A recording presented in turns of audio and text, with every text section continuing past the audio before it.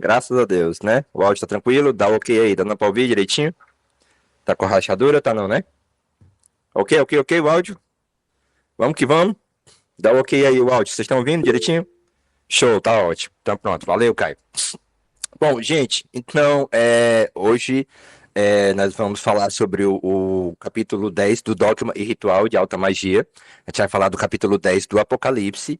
A gente vai falar também do Arcano Maior, a Roda da Fortuna. Para quem está chegando agora, e eu não me canso de repetir isso, a gente está estudando a obra Dogma e Ritual de Alta Magia do Eliphas Levi e fazendo conexão com os 22 arcanos maiores do tarô, na medida em que os arcanos maiores do tarô são a chave hermenêutica da obra, então a chave de interpretação da obra é o tarô, para quem não sabe, fica sabendo agora.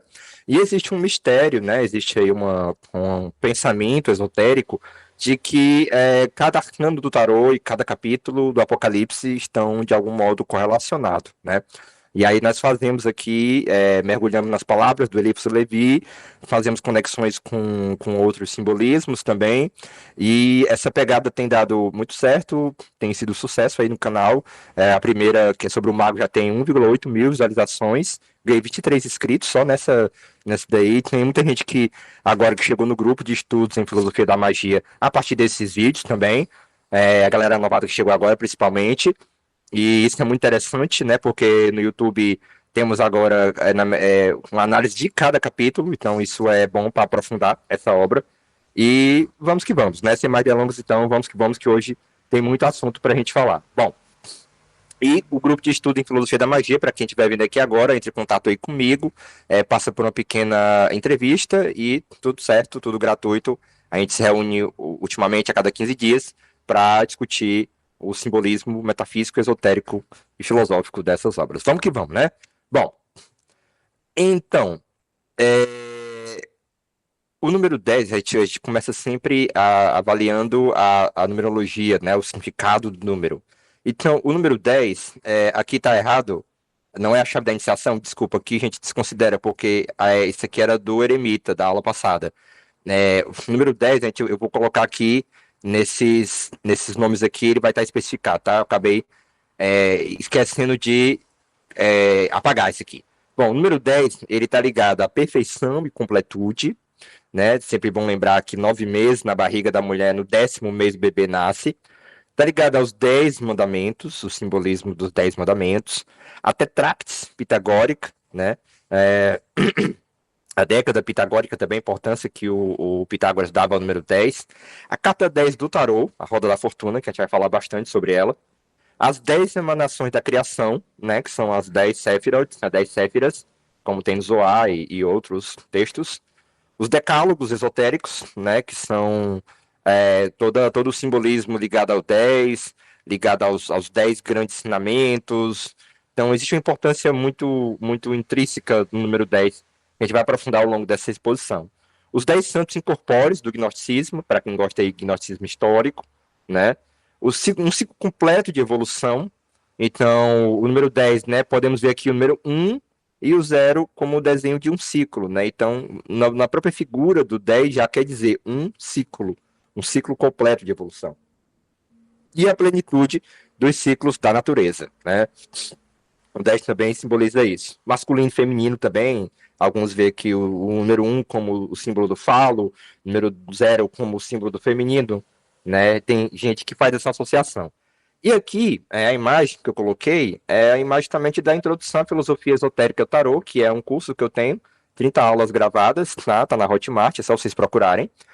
Também tem o Arcana Mystéria, que é o e-book que eu escrevi, que trata justamente dessa relação da árvore da vida com os arcanos do tarô, mas pela tradição francesa do tarô, né? Pela tradição de Eliphas Levi e Papos, e não a tradição inglesa, que é a mais comum que tem por aí. Então, aqui são 30 aulas gravadas, é o conteúdo mais exaustivo para quem quiser aprofundar essa relação da árvore da vida. Porque, deixa eu só botar aqui uma coisinha, peraí. Deixa eu botar aqui. Pronto, tá me dando um toque que não tá abotoado. Então, porque uma das coisas que a gente tem que entender é que a árvore da vida, ela é um pentáculo, ela é um símbolo de força, né, um símbolo mágico também, E que o número 10 está ligado especialmente a essa árvore que tem esses 10 séfiras, né, essas 10 esferas, e a questão do pentáculo, a questão da materialização do sistema mágico, vamos dizer assim. O 10 tem muito a ver com essa ideia da materialização também, com o naipe de ouros, como a gente vai ver. Então, uma recomendação é que vocês deem uma olhada nesse curso aqui, na obra Arcana Mystéria, que aí vocês vão ver essa questão de uma forma mais aprofundada, do que obviamente não vai dar para tratar tudo aqui, né? Bom, não, vamos que vamos. E como a gente sempre faz, vamos começar com algumas palavras do Eliphas Levi. E dessa vez eu coloquei a minha própria interpretação dessas palavras do Eliphas Levi, meu comentário, vamos dizer assim, do lado, para a gente acompanhar. Então acompanhe a leitura. Palavras de Eliphas Levi. Estas imagens menos perfeitas, ao se afastarem da sua fonte, lançam nas trevas um último reflexo ou um último clarão que representa um velho horrível e desfigurado. Dois pontos. É o que vulgarmente é chamado o diabo. Por isso, um iniciado ousou dizer: o diabo é o Deus compreendido pelos malvados. Em um outro, termos mais estranhos, mas não menos enérgicos, acrescentou: o diabo é formado dos fragmentos de Deus. Isso me lembra muito as cascas da cabala, né, Isaac Luria, né, dos potes, né, que se quebram, né. Podemos resumir e explicar estas acessões tão novas, fazendo notar que, até no simbolismo, o demônio é um anjo caído do céu por ter querido usurpar a divindade. Então, 10 tem a ver com essa questão de queda e reintegração. Comentário que eu fiz. A queda pressupõe um estado anterior de plenitude. Óbvio, né? Se você caiu de algum canto. O mal é o bem distorcido. Por isso a divindade, a unidade, perfaz um ciclo, o desenho do zero, de retorno a si mesmo. Isso é o número 10. Número 1. Ciclo 0. É a parábola do filho pródigo. É a queda de Lúcifer e sua redenção. E essa redenção acontece no drama da condição humana, numa batalha interior entre a luz e as trevas. 5 mais 5, 10. Por que eu coloquei a luz e as trevas com o 5, né? Porque, como diz o próprio Eliphas Levi, o pentagrama, ele tem o poder de luz com a ponta para cima, e ele também pode simbolizar as trevas, com a ponta para baixo, né? Então, se você somar 5 mais 5, dá 10, né? Integrá-las sem negá-las é a perfeição do 10. Integrar a luz e as trevas sem negar ambas, né? O 10, ele é a soma desses dois 5, ele não é negação de um dos 5. E o cenário desse trabalho é composto de uma santa hierarquia angélica, 9, segundo o pseudo Dionísio Areopagita, atuando no mundo natural, sublunar, perfazendo as 10 séfiras da Santa Árvore da Vida. Então, se você tira Malkuth, se você tira a Terra, o 10, né, fica o 9. Exatamente as 9 hierarquias celestes de Dionísio Areopagita, né? O Jacobami também vai um pouco nessa linha. E é na tradição teosófica e também é mais ênfase mesmo na ortodoxa, né? Essa questão da hierarquia celeste, do pseudo-Dionísio Areopagita, essa questão que ela é nonária, ela tem a ideia do 9, e aí com o mundo material 10, né? Então, o simbolismo do 10 está colocado aí nessa perspectiva. Então, o trabalho da luz e das trevas é esse do 10, que é ligado ao 5 mais 5, tá bom? Bom, então, uma frase que o Eliphas Levi atribui ao 10, né, ao arcano Roda Fortuna, é essa daqui: dos céus e dos nossos dias regula cada fase.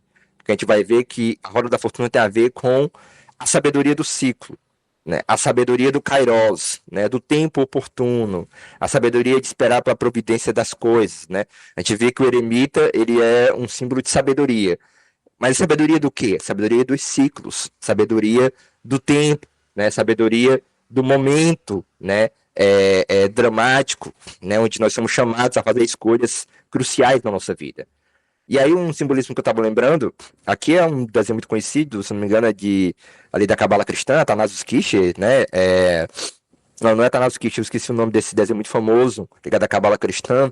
E aqui fala dos 72 nomes de Deus, né? E esse 72, se você for olhar, o 7 mais 2 igual a 9, a hierarquia angélica, novamente, né? E aí essa hierarquia angélica somado com a unidade, que é Deus, até faz 10, né? Ou seja, Deus como alfa e como ômega, como princípio, unidade, como a totalidade das hierarquias, que é o 9, né? Então você vê que Deus, ele é, isso me lembra muito análogo ao que perguntaram o que é Deus para os tibetanos, né? Os tibetanos diziam, Deus é a comunhão dos santos. Aqui no esoterismo ocidental, poderíamos dizer que Deus é a comunhão dos anjos, né? É a comunhão das criaturas. Essas criaturas são a vida divina, né? Não é que eles são Deus, ou que Deus é eles, mas eles são a vida divina, é o conceito de vida aplicado a Deus. A gente tem que pensar isso, né? Tem que já começar a pensar nesses termos, para entender o que a gente vai ver em seguida, enfim, no ocultismo como um todo. Bom, e aqui eu coloquei, por exemplo, ó, aqui é o arcano 10 pelo tarô do Papos, né? E aí sempre tem essa coisa de um ser subindo por um lado, uma serpente descendo por outro. Essa roda, você já lembra o quê? O número 0, né? E aí esse número 0 tem um 1, ou seja, tem aqui uma esfinge, e aqui tem um ponto, né? Então 1, 0, e aí o 10 está bem colocado aqui, né? Essa esfinge é justamente o momento crucial da existência, né? Onde você tem que fazer a escolha, né? Pelo projeto iniciático que ecoa na sua alma, ou pela vida mundana, né? Então nós temos essas encruzilhadas da vida, onde escolhas fundamentais precisam ser feitas, né? E aí o arcano 10 tem muito a ver com isso. E aqui é a chave, Guilherme de Postel, né, que o livro Levi cita muito. E é daqui, por exemplo, que o livro Levi desenha a chave do livro Levi, né? O livro Levi, ele vê nesse nome aqui, Rotal, né, que é Deus, homem, rota, ou seja, Deus, homem, natureza, que é o ternário teosófico, né? E segundo o filósofo alemão Schelling, é o sistema do mundo, né? Ele fala isso nas preleções privadas de Stuttgart. E aí o que acontece? Esse rota é a roda da natureza. O Eliphas Levi traduz, segundo assim, né, ele tem uma intuição de que aqui secretamente está querendo dizer tarô, né? T-A-R-O, tarô. Então, a rota, o tarô, né, é a grande chave desse denário, dessa cabala santa, dessas 10 séfiras, desse corpo de Deus, desse corpo do divino, né? Então, nós estamos falando da corporeidade do divino, desde a trindade até a hierarquia angélica, até os homens, né? Então, desde a trindade aqui, o Deus, homem e natureza, né? Os 7 planetas, ó, os 7 planetas aqui o Eliphas Levi acrescentando, né? E aqui a questão do nome sagrado de Deus, Yod, Re, Vav, Re, né? E aqui os 4 elementos, os 4 naipes do tarô, os 4 animais do Apocalipse. Isso tem muito a ver com o trabalho do tempo, né? Da iniciação, né? A iniciação ela é do ar, ela é da terra, ela é do fogo, ela é da água, né? Então, quem estuda a iniciação sabe disso, que no esoterismo, quando você está, por exemplo, tendo um teste para testar sua fé, você está passando por uma iniciação do fogo, né? Quando você está passando por uma crise emocional, né, psicológica, um relacionamento, aí você está passando por uma iniciação do elemento água. Você está passando uma crise financeira, você está passando uma iniciação do elemento terra, né? E também está sofrendo as consequências do sistema capitalista. É sempre bom deixar lembrado, né? Para que a gente não perca de vista a dimensão política dos problemas sociais, né? E por aí vai. Então, problemas de estudo, de prova, de debate, essas iniciações do ar, e por aí vai. Então, o que acontece? Eu coloquei aqui a ideia da chave, porque a ideia da chave traduz essa ideia do 1, ó, o bastão aqui, e do 0, né? 1, 0. Então, o 0 aqui com um círculo, né? E o 1 aqui como sendo o dorso da chave, vamos dizer assim. Então, como o 10 está ligado à ideia de chave, né? O que é uma chave? A chave que vai abrir as portas do conhecimento, né? Ou seja, você não consegue acessar aquele conhecimento se você não tiver aquela chave. É importante entender o conceito de chave aqui no esoterismo, né? O que é uma chave no esoterismo? Uma chave é o seguinte, por exemplo, o tarô, os 22 arcanos maiores do tarô, é uma chave para poder entender a obra do Eliphas Levi. Se você vai ler a obra do Eliphas Levi e não sabe disso, muita coisa você não vai entender. Então a chave para entender isso é os 22 arcanos maiores do tarô. Vai passar aqui uma carreata de político, se estiver atrapalhando muito de ouvir, vocês me dizem, que aí eu espero um pouquinho eles passarem para continuar, tá bom? Eleições municipais, né? Bom, Não sei se vocês não tá ouvindo aí. Tá dando, né? Pois é. É os Illuminati. Você que tá vendo no YouTube, tenha paciência.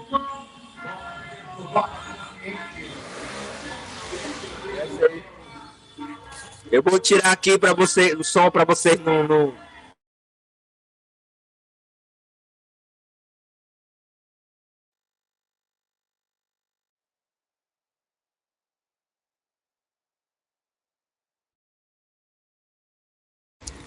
Pronto, acho que passou mais agora. Se começar de novo, eu paro aqui. Bom, então, e aí um insight que eu tava tendo quando eu tava elaborando essa aula, é que qual é a relação do Arcano 10 da Roda da Fortuna, com o Imperador? E por que o Imperador? Primeiro porque o Imperador número 4 tem a ver com a estabilidade com a Terra também, com o naipe de ouros, né, segundo Papos. E o Papos ensina uma teosofia numérica muito interessante na sua obra O Tarot dos Boêmios, é uma das obras que me marcou bastante, né? De que é o seguinte: um, dois, três, quatro, Iod, Re, Val, Re. Quando você vai colocar aqui a outra série começa com 4. Ou seja, começa com o final da série anterior. Por quê? Porque sempre o final de um ciclo é o começo de outro ciclo. Então, se você aplica essa chave, você vai ver quais são os números que estão relacionados. Então, por exemplo, o 1, o 4 e o 7 são números masculinos, né? O 2, o 5 e o 8 são números femininos. O 3, o 6 e o 9 são números neutros. E o 4, o 7 e o 10, ó, se repetindo por aqui, são números terrestres, né? São números que está ligado a final e começo de outro ciclo. Ele usa, inclusive, isso para poder falar dos arcanos maiores, de um setenário para o outro, etc e tal. E aí o que, que acontece? Me vê essa coisa assim, ó.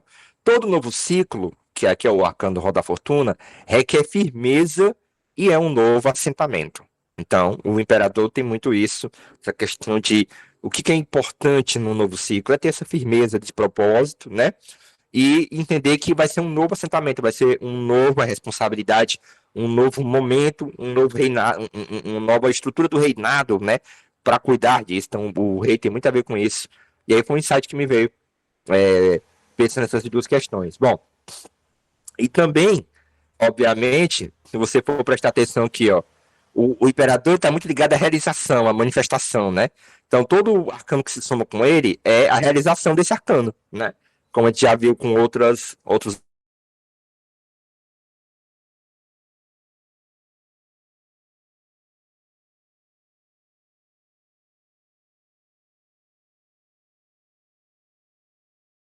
arcanos isso, né?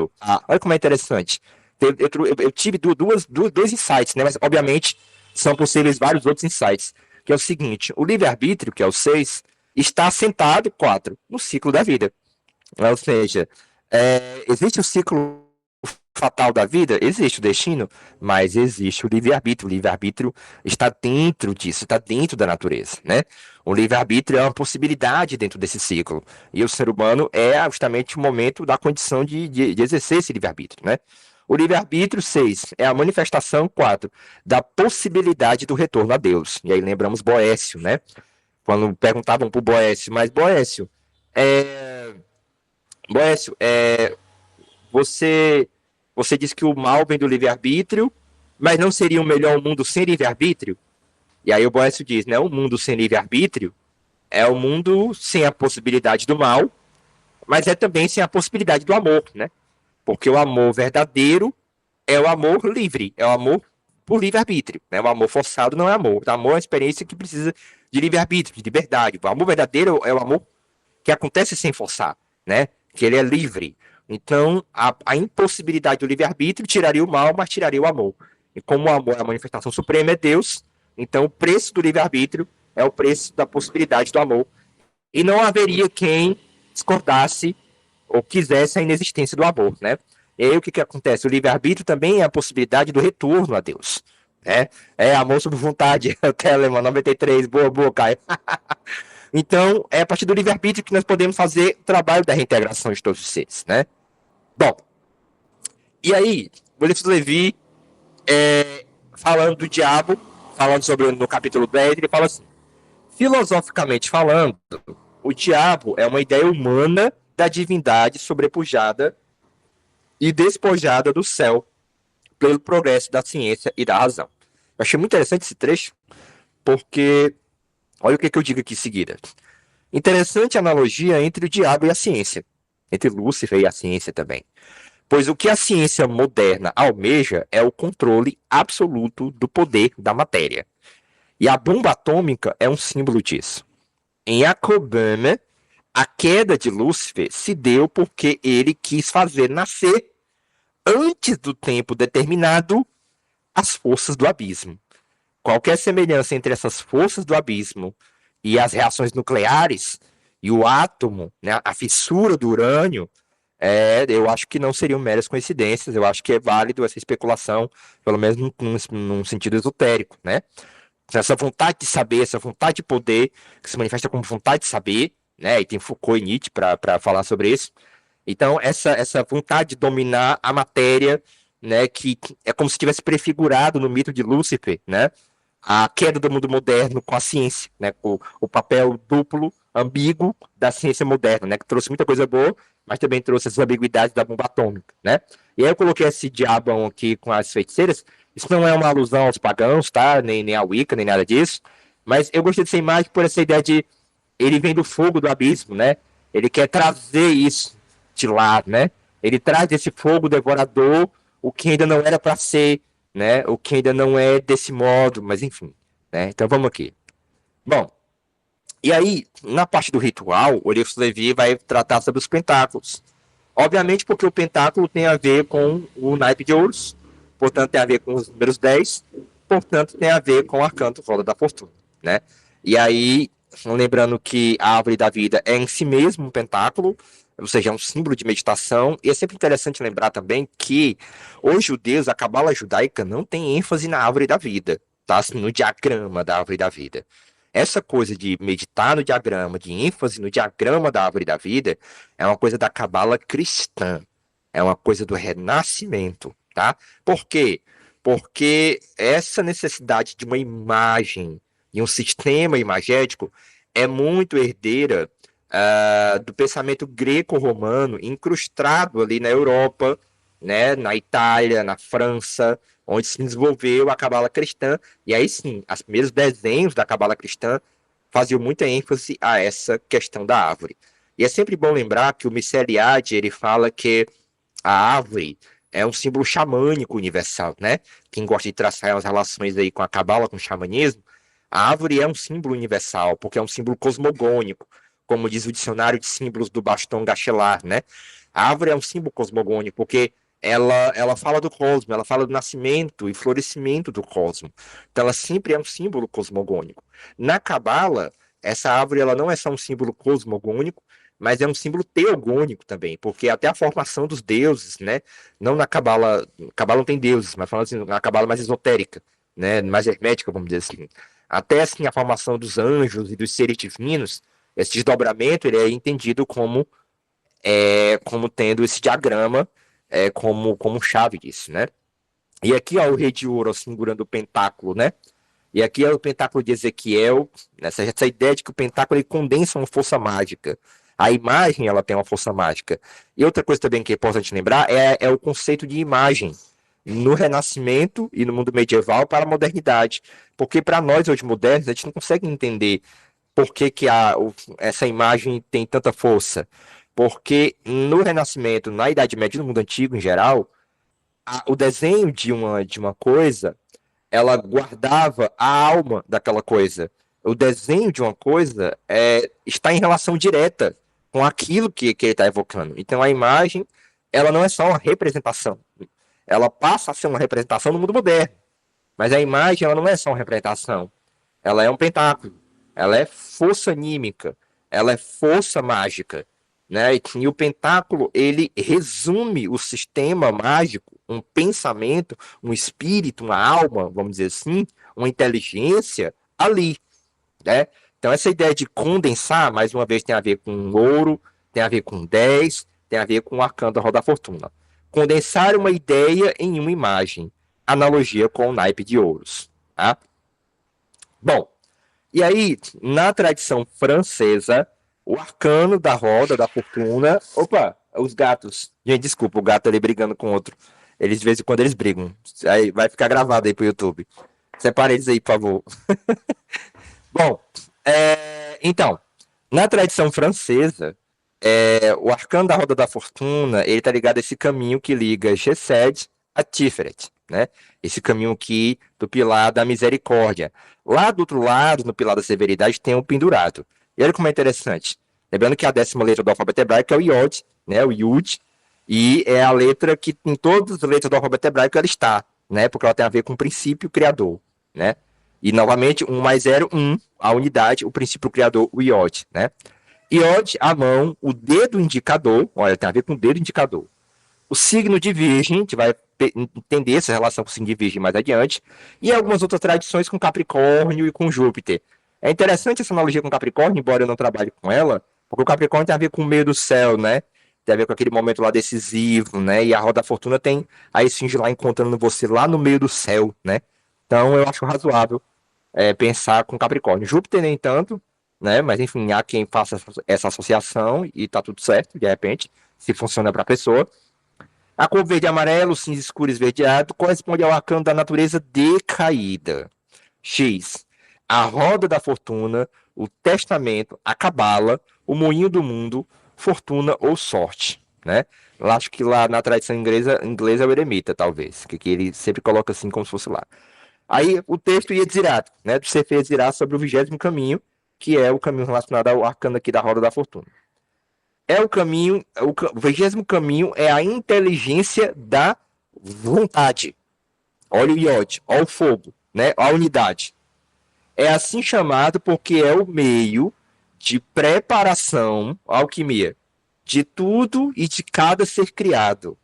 E por essa inteligência se adquire o conhecimento da existência da sabedoria primordial, a sabedoria cíclica, né? Porque esse 10, ele ao mesmo tempo é que é ter unidade, e ao mesmo tempo ele é mal 10. 10, 1 mais 0, 1.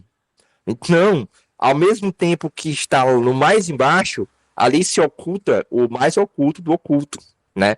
Então, o que que acontece? Então, essa inteligência da vontade tem a ver muito com esse ódio, com esse princípio, com esse fogo, com essa centelha divina. E aí o que que acontece? Essa preparação, esse afinamento espiritual é porque o arcano da roda da fortuna tem a ver com esses momentos de depuração espiritual, como a gente vai ver. Bom, observações. O 10 está associado ao naipe de ouros, que é um elemento na alquimia ligado ao Sol. Daí a relação entre Chesed e Tiferet, o Sol. Né? Ou seja, essa é como se a misericórdia compassiva de Chesed, a fé de Chesed, trouxesse aqui toda a firmeza, toda a sabedoria para o Cristo, né? Aqui em Tiferet, né? E aí tem a ver com esse processo do ouro, da questão da alquimia, né? A busca do ouro, etc. Bom, aí vem a carreata de novo. Deixa eu passar aqui, peraí. Deixa eu só ver aqui, peraí só um minutinho, gente. Eu sei, eu tô ligado. Carreata. Opa. Então, só um minutinho.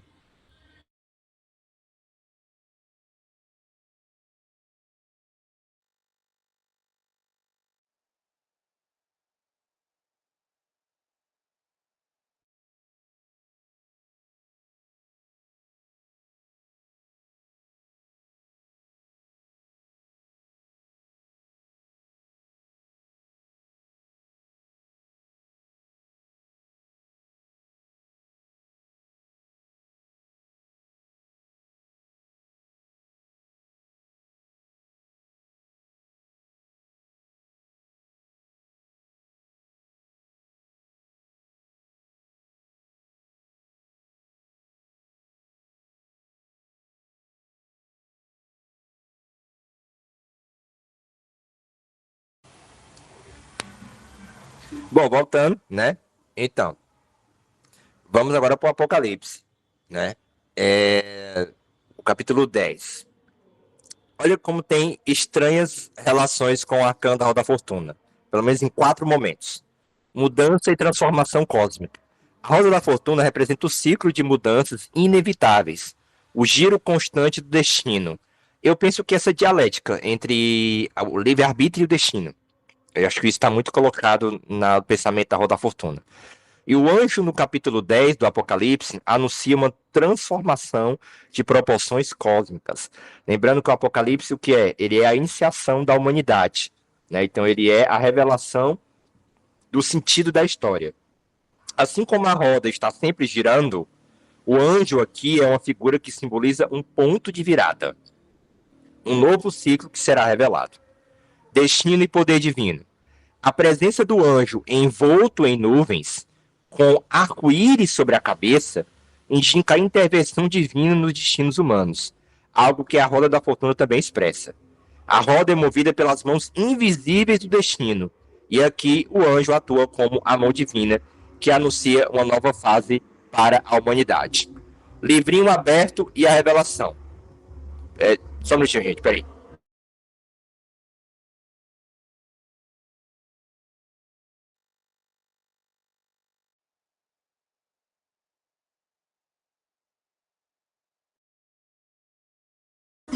Pense na zoada desse negócio de política, viu? Vocês vão ouvir comigo, eu vou fazer isso, eu vou castigar vocês, eu vou fazer vocês ouvirem quando passar aqui, tô nem vendo. Bom, eu vou castigar vocês, não é só eu não, que vou passar por isso não. Ó, vamos aqui. Livrinho aberto e a revelação. O livrinho aberto que o anjo carrega simboliza novos conhecimentos e revelações que irão transformar a realidade. Algo muito próximo ao que a roda da fortuna representa, um ponto de virada na compreensão e na jornada espiritual. Assim como o arcano sugere que eventos externos mudam as circunstâncias, o livrinho traz uma nova fase, um novo ciclo de aprendizado e revelação. O tempo e o fim dos ciclos. Em Apocalipse 10:6, o anjo jura que não haverá mais demora, ou seja, o tempo está chegando ao fim, o que simboliza um fim de ciclo, um fechamento do que foi para abrir caminho para o que está por vir, uma clara conexão com a roda da fortuna, que gira trazendo o fim de um ciclo e início de outro. Tá? Mas peraí, eu estava faltando aqui alguma coisa, peraí. Tem um slide que eu acho que está faltando que era sobre que eu trouxe um trecho da Bíblia. Ah, tá aqui. Poxa, eu não passei por esse slide, foi? Não passei por ele. Pronto. É isso que é importante. Eu desculpa, eu não tinha passado por esse slide, ele é muito importante. Pensei que não tinha saído.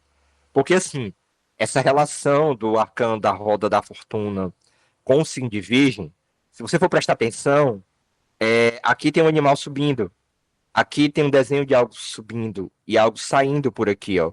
Aqui tem um animal caindo, saindo por aqui. Então, o desenho do signo de Virgem lembra um pouco a roda da fortuna. Algo que sobe com certa dificuldade, mas que para cair é bem facinho, né? Ou seja, a subida é sempre mais difícil que a descida, né? É um ensinamento básico da física, né? E aí, o que que acontece? Eu achei isso muito interessante. E aí, um trecho bíblico que me parece sintetizar bem esse sentido do signo de Virgem e do arcano da roda da fortuna, né? E aí serve para quem tem esse arcano regendo a sua vida, essa frase aqui de Filipenses 4:2. Sei o que é passar necessidade e sei o que é ter fartura. Olha aí, ó, tempos de fartura, tempos de necessidade. Eu já observei que as pessoas que têm esse arcano como regente passam muito por altos e baixos na vida. Aprendi o segredo de viver contente em toda e qualquer situação, ou seja, enfrentou a esfinge, né? Seja bem alimentado, seja com fome, tendo muito ou passado necessidade, né? Então, é como se a sabedoria do eremita, ela se transformasse agora concretamente, né? Ela realmente entendeu os ciclos, né? É, conseguiu ser sereno, né, na bonança e sereno na carestia. E aí eu coloquei aqui, o caminho da purificação e refinamento. No nível prático, o caminho entre Chesed e Tiferet pode ser visto como uma jornada de refinamento espiritual, onde as energias abundantes de misericórdia são purificadas e transformadas em algo mais profundo e centrado, simbolizado pela beleza interior de Tiferet. É o processo de transmutação das forças brutas e expansivas em um estado de clareza e harmonia. Né? Gesed expansivo, a Tiferet harmoniza. Equilíbrio entre misericórdia e julgamento. No esquema da árvore da vida, Chesed representa o pilar da misericórdia, enquanto Gevurah, no lado oposto, simboliza o julgamento e a restrição. O caminho até Tiferet implica encontrar um ponto de equilíbrio entre essas duas forças, permitindo que o amor incondicional de Chesed seja temperado por sabedoria e discernimento, criando um estado de beleza equilibrada, né? Então, aqui, lá do outro lado, nós temos aqui o pendurado, né? Pendurado representando a humildade no julgar, né? A paciência no julgar, né? Então tem muito a ver, o pendurado tem muito a ver também com essa coisa de saber passar por tempos difíceis, né? Então olha como o pendurado e a roda da fortuna aqui para esse equilíbrio. Eu vejo muito isso aqui como, sabe, alguém que tem assim, que está no caminho da iniciação, que está no caminho espiritual, chega um momento, né, aqui diferente, que você tem que ser misericordioso, mas ser equilibrado com o julgamento também. Então, ter esse balanço de rigor e misericórdia, né? De chicotear o templo quando tiver vendilhões, né? E de perdoar quem ele ofendeu. Então, tem essa coisa de um certo equilíbrio entre essas duas coisas. Bom, e aqui, continuando, né? O Apocalipse já falei. Vamos agora falar dos arcanos menores. 10 de ouros, pentáculos. Hoje eu trouxe o Rider-Waite. Completude material, simbolismo cartomântico. Os 10 de ouro simbolizam a realização, a herança, a estabilidade e o sucesso material alcançado. Marca o final de um ciclo de trabalho e esforço no plano físico e financeiro. É quase que a aposentadoria, né? Chegando.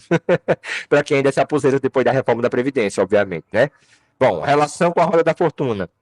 Assim como a roda da fortuna fala de ciclos que trazem prosperidade e abundância, o 10 de ouros representa o ápice do sucesso material e segurança. No entanto, a carta também sugere que esse ciclo pode ser temporário, pois o que é alcançado pode girar com a roda e se transformar. 10 de copas, completude emocional e familiar.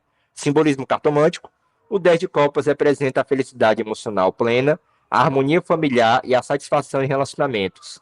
Simboliza o alcance de uma meta emocional, um estado de alegria e paz no plano afetivo. Relação com a roda da fortuna. No contexto da roda da fortuna, o 10 de copa mostra o ápice de uma fase emocional, indicando que um ciclo de felicidade e realização chegou ao seu ponto máximo.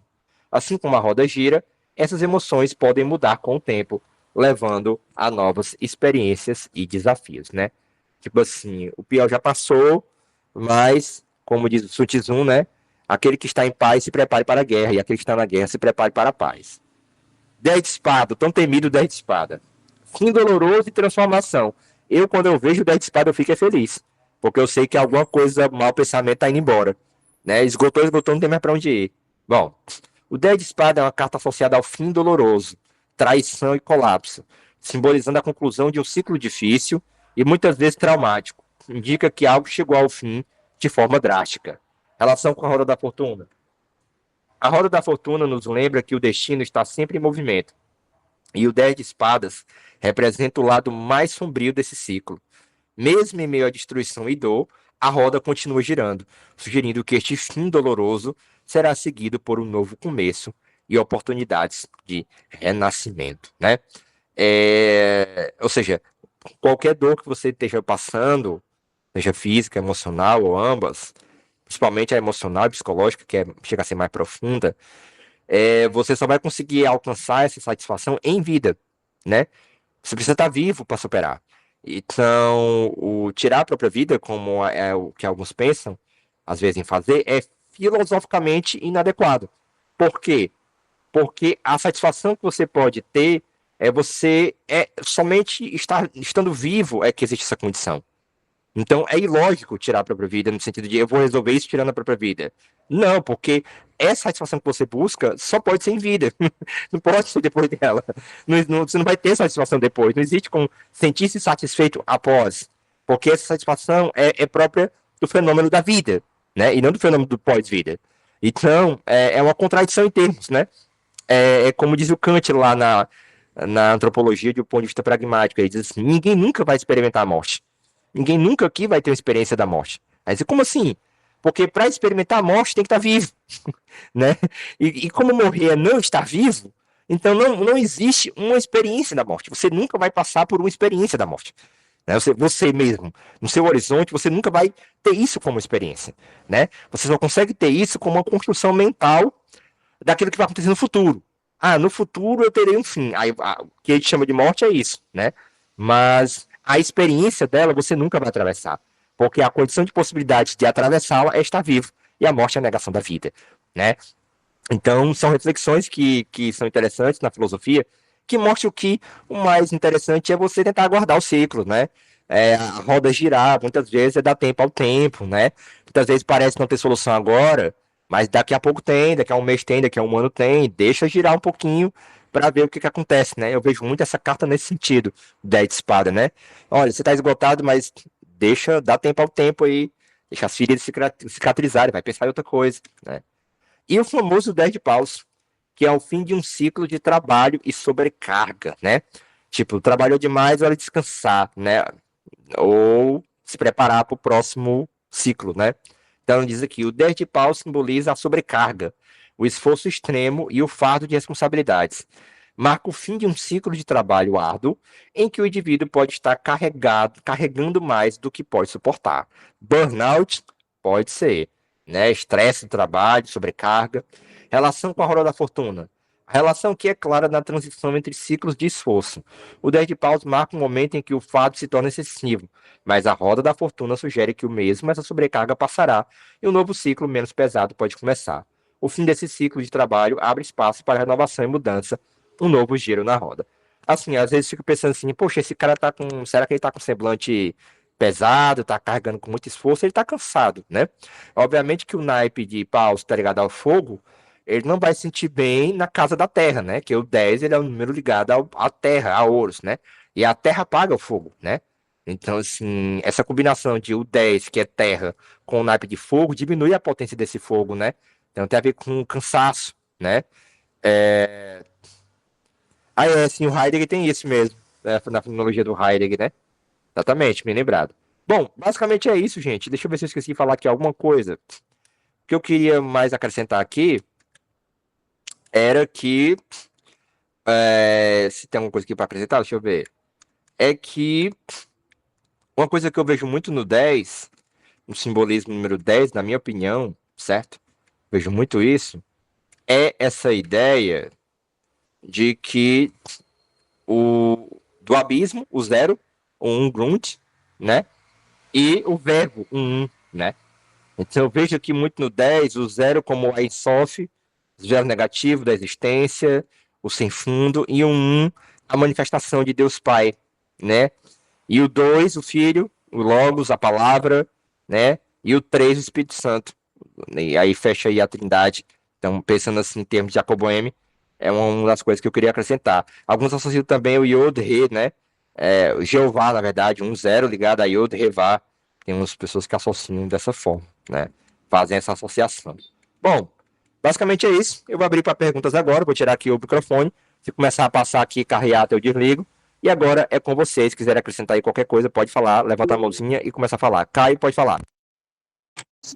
Tem uma coisa que eu até levantei lá no grupo, que eu acho muito engraçado a relação que dá pra gente pensar entre a roda da fortuna e a morte.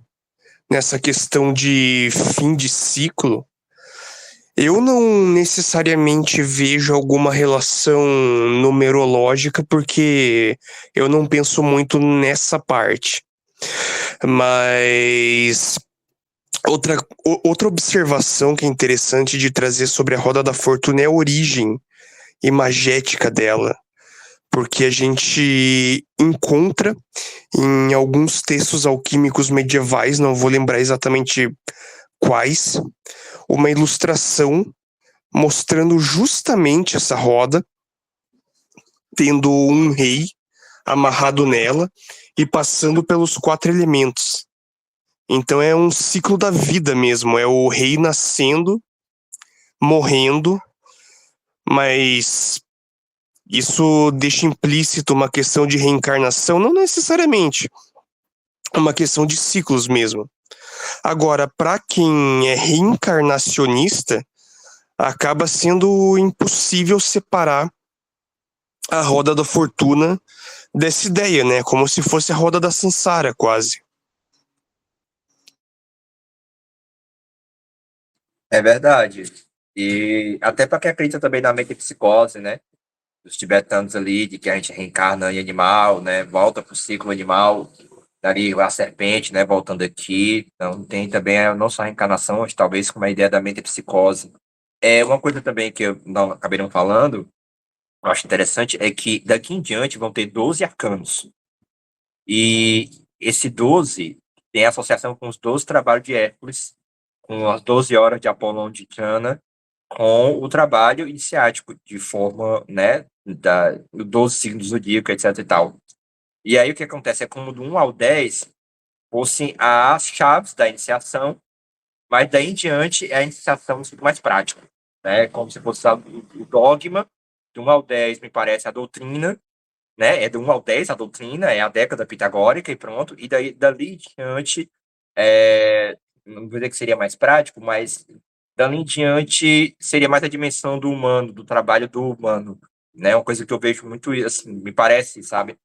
E como eu posso observar a Hora da Fortuna, esses últimos tempos que eu estou vivendo, se a gente pode relacionar assim, o que você está vivendo com o Arcano, eu tenho percebido que é bem isso mesmo. A Roda da Fortuna é dizer o seguinte: olha, você faz o que você pode, que está dentro do seu limite, né? E a ideia de destino, a ideia de condições que limitam, e o resto é com o tempo, o resto é com o fluxo cósmico, o resto é com o giro da roda.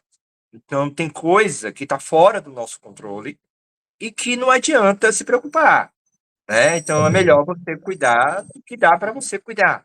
Eu vejo muito isso no arcano da roda da fortuna.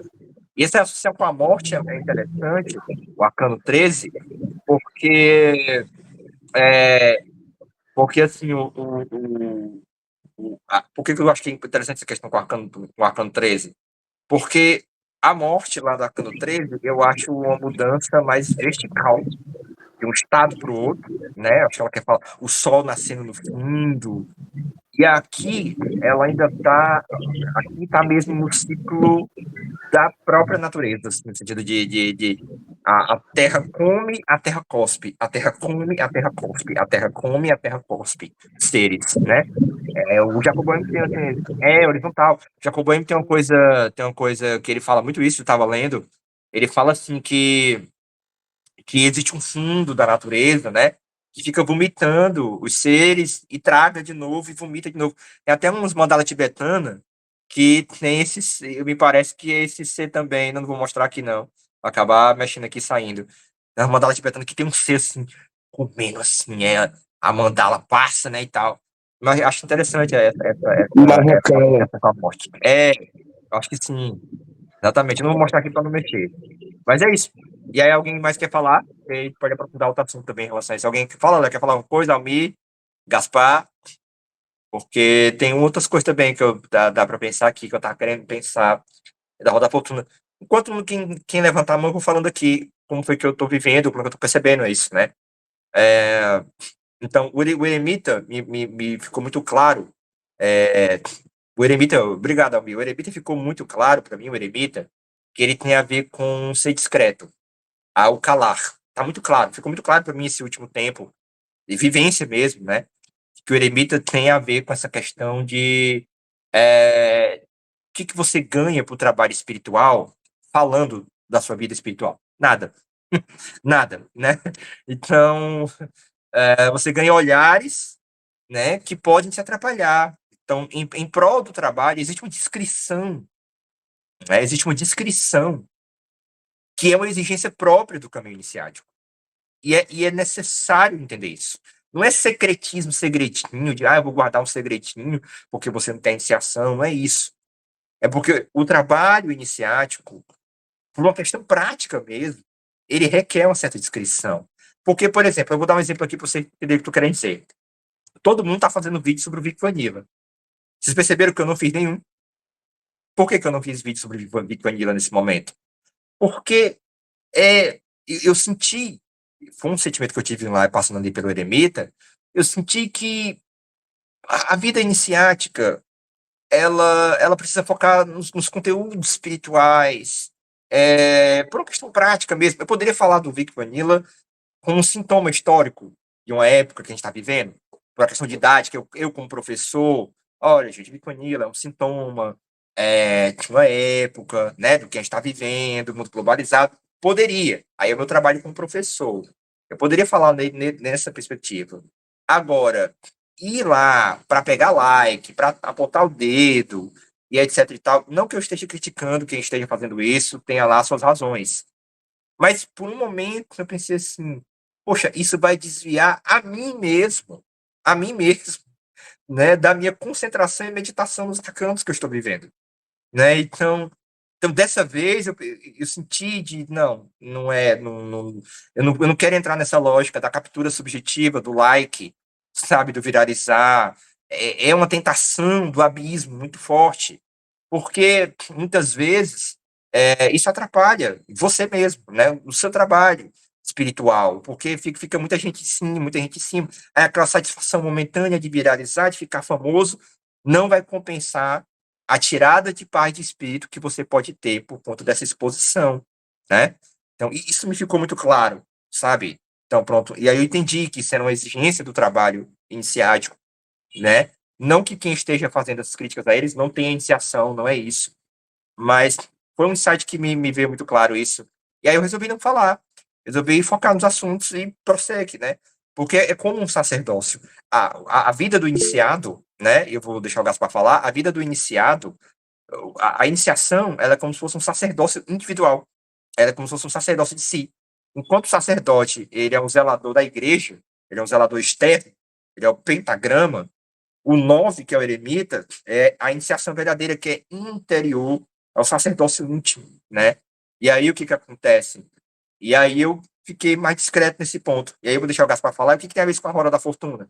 Que na roda da fortuna, que é agora o que a gente está vivendo, me veio muito claro essa percepção da impermanência das coisas. E aí, conexão com o budismo também, com a ideia da impermanência. O quanto a impermanência das coisas não é fruto de um erro da criação, mas é a própria sabedoria da criação. Né? Ou seja, graças a Deus que tudo muda. Graças a Deus que é assim. Né? Graças a Deus que tem morte, entendeu? Que tem transformação.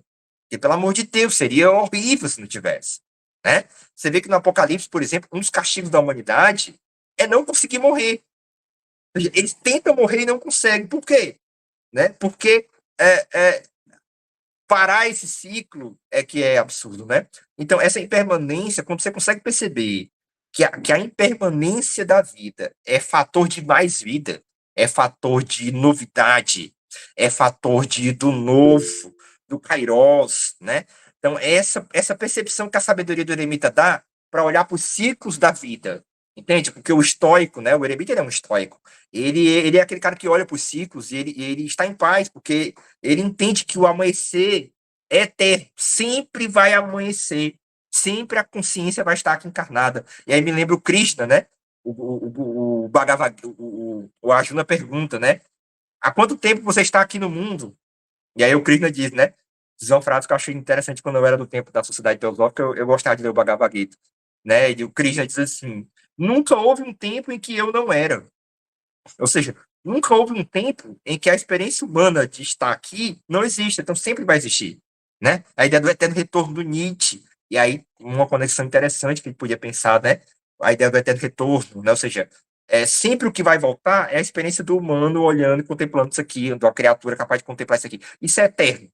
E o fato disso ser eterno justifica a existência, mesmo que você não subsista após a morte. Olha como é interessante. Mesmo que morreu, acabou. Morreu, não tem mais nada. Faz de conta que é assim. Morreu, não tem mais nada. Mesmo que fosse assim, o fato dos nascimentos dos seres sempre acontecerem justifica a existência. Ou seja, a existência, para ser justificada, não precisa que você seja eterno. Que você tenha uma substância eterna que subjai depois da morte. Não precisa.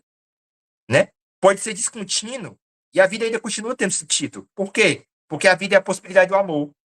Se o amor é possível, ele justifica a existência. Né? Então, eu acho que o Arcana da Rota Fortuna me trouxe esse ensinamento. É mais ou menos isso. Entende? É aquela paz profunda dos Rosa Cruz mesmo, mas é uma paz profunda de uma aceitação ativa da vida. Não é uma aceitação passiva, uma resignação.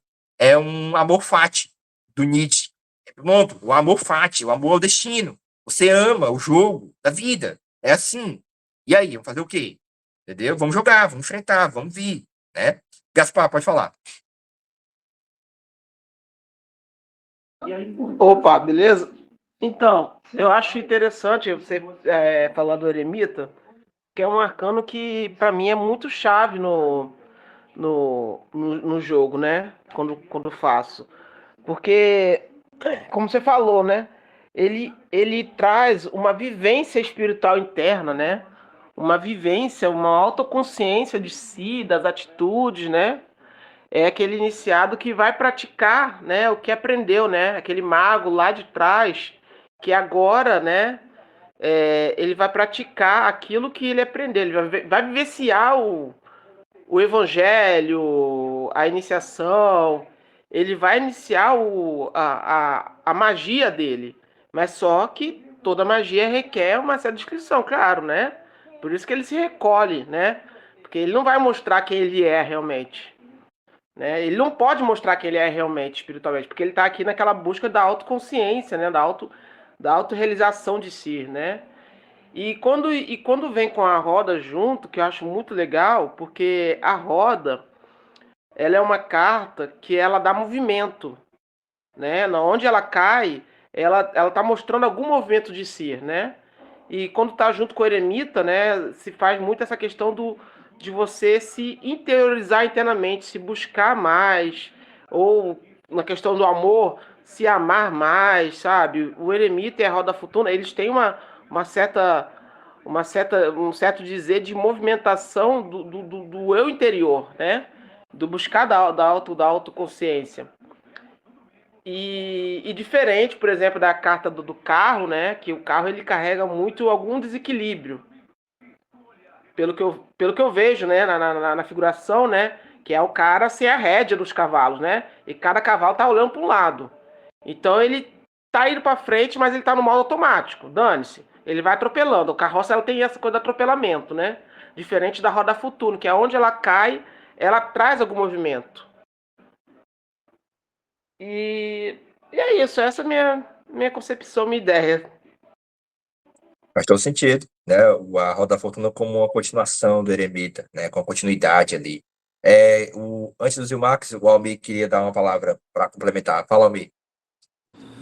Pessoal, professor, boa noite. Como o Zilmax levantou a mão, eu posso dar a minha vez, posso esperar um pouco.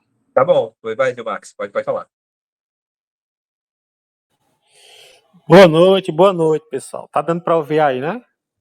Tá, então, boa noite. Cheguei bem no final, faltou energia aqui em casa, mas eu vou assistir lá na gravação, eu acho muito interessante, porque quando o profissional começou a falar tanto do eremita, né, e a gente faz justamente a conexão, acho que captou bem, a gente pegou aí o Gaspar, e pensando sobre a questão, o eremita, ele tem até um olhar muito interessante sobre a própria morte mesmo, sobre a finitude, sobre tudo. E me veio à cabeça que quando a gente vê, por exemplo, o arcano do louco, ele tá naquela sintonia que ele não tá pensando na morte, ele só tá aquele encantamento que toma sobre si, que toma ele, se a gente pode dizer assim também. Diferentemente, o eremita, ele tá autoconsciente também até da própria finitude, como da própria luz e tal, é aquela coisa bem ampla. E quando o professor Nel falou aí justamente dessa roda, desse ciclo, que eu gosto muito, eu aprecio muito de entender as propostas de Hermes Trismegisto, quando diz, né, o que é em cima é como que está embaixo, porque me lembrou muito do livro que eu estou lendo de astrologia, aquele que eu postei no grupo lá, e tem uma parte que o autor ele falando justamente de Saturno, ele tenta fazer uma forma da gente ter um novo olhar sobre Saturno, que é, geralmente quem olha de um olhar artificial, é uma perspectiva muito superficial a respeito do planeta, mas ele é muito profundo, porque ele simboliza a nossa personalidade entrelaçada com todos os demais planetas. E ele faz uma observação interessante a respeito, por exemplo, de uma quadratura quando tem Saturno. Aí ele diz assim, ó, por exemplo, a gente, quando come alguma coisa e o alimento chega no nosso estômago, ele vai se decompor ali, ele vai se transformar numa massa talvez asquerosa, falando assim nas minhas palavras, para depois se tornar algo que a gente vai repelir, faz parte justamente desse ciclo. E a gente vê que nós somos um universo em miniatura nessa perspectiva, porque o ciclo está na gente também, até na forma de se alimentar, na forma de perceber como as coisas estão se dando também. E, por exemplo, sobre essa descrição, estava lembrando aqui, o professor falando, e eu lembrando que a minha esposa está passando uma situação no trabalho muito interessante, onde uma pessoa começou a mandar por números desconhecidos para ela as ameaças, calúnia, dizendo que vai aparecer no trabalho, vai denunciar ela, e já faz um tempo. E ela teve a sabedoria, a minha companheira teve a sabedoria de procurar a polícia, e em silêncio botou tudo aí, e hoje mesmo o pessoal lá da delegacia já entrou em contato, já pegou a foto da pessoa que está trabalhando com ela, que ela suspeita que é ela, tudo está indicando que seja, mas ela ainda não comprovar. E eu falei até para ela, assim, tu foi muito sábio em estar agindo como se nada tivesse acontecendo. Hoje mesmo, por exemplo, foi mandado outras mensagens, só que agora com um contato como se fosse um homem. E interessante que quando o pessoal lá da delegacia entrou em contato com minha esposa, perguntou se a pessoa que ela suspeita é casada ou tem algum relacionamento com o homem, e deu o nome do homem e tal, e as coisas fica como que batendo, assim. Então, assim, a descrição, até como modo de prática mesmo na vida da gente, faz toda a diferença. Até justamente na iniciação, numa perspectiva também espiritual. Isso é muito profundo e muito interessante mesmo. Só essas ponderações mesmo. Obrigado aí, pessoal. Faz todo sentido, viu, Marcos? Muito interessante sua intervenção sobre essa questão da descrição, né? O quanto ela ajuda o trabalho, né? O quanto ela fortalece o trabalho. E aí, antes do Almir falar, só me lembrou uma coisa que você me falar, me lembrou de uma coisa. Numerológica também, que o eremita, ele é o número 9, né? E o 9 mais 4 dá 13, né? Então, o eremita, a sabedoria do eremita se realiza nessa compreensão da finitude, que é o arcano da morte, né? Então, o eremita, 9 mais 4, 13. Né? O eremita, essa sabedoria do eremita, do silêncio, se realiza, imperador, nessa compreensão da finitude de todas as coisas, né? Do ciclo que a morte representa. Então, tem alguma chave para a gente pensar aí. E essa sabedoria do eremita se realiza no arcano da morte. O Almir queria dar uma completada, depois do Almir, tu fala, Marco, vai, fala, Almir. Não, só assim, acrescentar 2 pontos. Eu não sei se alguém aqui deu falta ou percebeu, porque eu ultimamente perdi as reuniões, o tempo, não consegui observar, de trazer a visão, lógico, do Alejandro Jodorowsky, que eu sempre gosto de trazer a visão do Alejandro, onde ele fala sobre o grau 10, sobre o fim do ciclo e o princípio de outro, onde ele fala que na roda da fortuna está tudo imóvel, mas existe uma manivela e que se fechou o ciclo, tudo que o senhor acrescentou. O que eu gostaria de acrescentar é o fato de que muito se falou sobre o arcano 9, e eu queria trazer agora sobre o 11º, porque muito foi comentado sobre como a roda gira, sobre como os ciclos se movem, sobre como as coisas, sobre como mesmo sendo uma imagem, algo estático, existe uma movimentação. E aí é o que se acrescenta na 11ª carta, a força. Porque mesmo que a roda gire e ela esteja completa dentro de si mesma, existe algo para além dela. Uma força, não para além dela, mas necessariamente, mas que a move, que faz ela girar, que é acrescentada por essa força oculta, por essas coisas que nós não vemos, que tem lá na carta da força. E outra coisa que eu também queria acrescentar, por último, porque ultimamente eu tenho lido e consumido muito conteúdo sobre as filosofias não duais da Índia, e como o Tantra como Shivaísmo da Caxemira, e não o que fizeram com o nome Tantra aqui no Ocidente. E de compreender justamente essa visão de como a mesma coisa que dá origem ao bem dá origem ao mal, de que a mesma coisa que dá origem ao que está em cima é o que dá origem ao que está embaixo. E aí tem muito da visão da grande, por exemplo, de Mahakali, de como uma figura tão aterrorizante pode ser, supostamente, né, a visão do nosso ego humano, uma figura de uma mulher nua, com uma guirlanda de caveiras, bebendo uma taça de sangue, com espadas, com a língua para fora, com a língua de fora, perdão, possa ser a mãe divina do universo. E aí, justamente também sobre isso que aconteceu, não que aconteceu, mas essa visão de Mahakali na Índia, a visão da antiga Ísis em Roma, onde ela fala para Plutarco que eu sou a deusa de 10 mil nomes. Eu estou em todos os lugares. Então, além também da correlação entre que as duas têm, ambas têm, com a vida e a morte. Então, assim, até mais Mahakali do que Isis, né? De que, quando o senhor comentou, eu lembrei do porquê que ela é considerada mãe universal. Porque, graças a Deus, que as coisas têm um fim. Graças a Deus que as coisas acabam. Graças a Deus que tudo se dissolve. Não no sentido de tudo tem um ponto final, morre, mas de que tudo tem um outro destino, se transforma, tem enfim, uma transformação mesmo. Só acrescentar esses pontos. Obrigado. Perfeita colocação, exatamente isso. Perfeito, perfeito, perfeito, perfeito. Me lembrou aí da Mahakali, muito interessante. Zil Marx. O meu era só uma pergunta que acabou me escapando. Por exemplo, no Eremita, é importante a gente entender essa descrição por conta de um desenvolvimento espiritual ali, certo? E quando é que é o momento da manifestação dessa espiritualidade? Como entender isso? Eu fiquei com essa dúvida, essa curiosidade. Se tem um momento, que é o momento do Eremita, que a gente, para conservar esse não sei se poderia chamar de processo do eremita ali, dessa meditação, que ele está meditando sobre ele, sobre a vida, sobre a morte, sobre tudo. E para conservar esse processo, é importante que ele tenha a sua descrição, o saber calar, né? E qual é o momento em que é possível a manifestação dessa espiritualidade? Entende? É só uma curiosidade que eu tenho, eu não sei se eu soube entender a pergunta.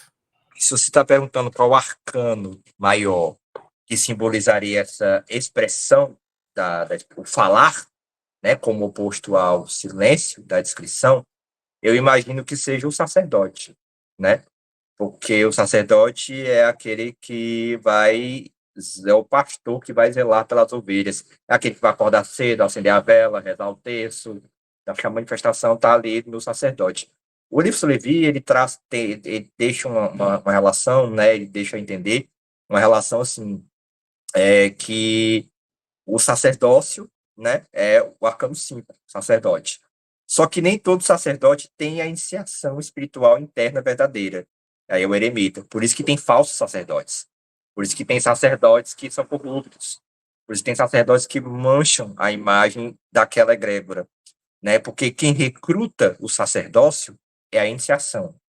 Então, a iniciação é o processo místico mesmo, interior, de conexão íntima com o mistério, né? Então, com o mistério daquela egrégora, né? Então, por que ele tem que calar-se? Interessante, por que o mistério tem que ser calado? Primeiro que místico vem de mistério, de muon, fechar a boca, né? Do grego muon, místico, a raiz da palavra místico tem a ver com silêncio, fechar a boca, e lembra a papisa, né? Também, a descrição da papisa, né? E aí o que acontece? E a papisa tem uma relação com o sacerdote, com o eremita, né? 2 mais 7, 9. E aí o que acontece? Essa descrição, eu esqueci agora o dia que eu ia chegar com isso. Sim, essa descrição sobre o mistério é porque o mistério, o conteúdo do mistério, ele é um conteúdo revelado. Ele não é um conteúdo sobre a natureza. Ele não é uma verdade factual do universo. Ele é algo que se revela no seu caminho. Então, ele tem um caráter da revelação, né? Então ele não é uma verdade universal, ele é uma verdade particular. Então, por isso que tem que ser discreto, porque senão vai virar religião, né? Muitas religiões viraram religião porque pegaram o que era místico e transformaram em dogma, válido para todo mundo, né? Quando, na verdade, aquilo é um mistério. Por exemplo, o mistério da ressurreição de Cristo é um mistério espiritual, alquímico. Mas eles transformaram o quê? Isso aí, em credo factual, né? Então, é por causa da descrição, né? É uma verdade que se dá nesse sentido. nesse sentido. Então, o que se manifesta, eu acredito ser sacerdote. Mas, sim, eu também vejo no arcano do sol, mais na frente também. Mas é interessante a tua pergunta. Essa pergunta eu vou meditar melhor e a gente vai ver outros arcanos que podem ser, né? Querer saber usar calar. Calar está muito ligado ao eremita, está muito ligado à papisa também, né? Sacerdotisa, e por aí vai. E, se ninguém tiver mais nada para falar, a gente continua no grupo. Eu agradeço a participação de todos. Já vou colocar no YouTube. E próxima aula vai ser sobre o arcano da força. Valeu, galera. Boa noite para todo mundo. E daí continua no grupo. Valeu.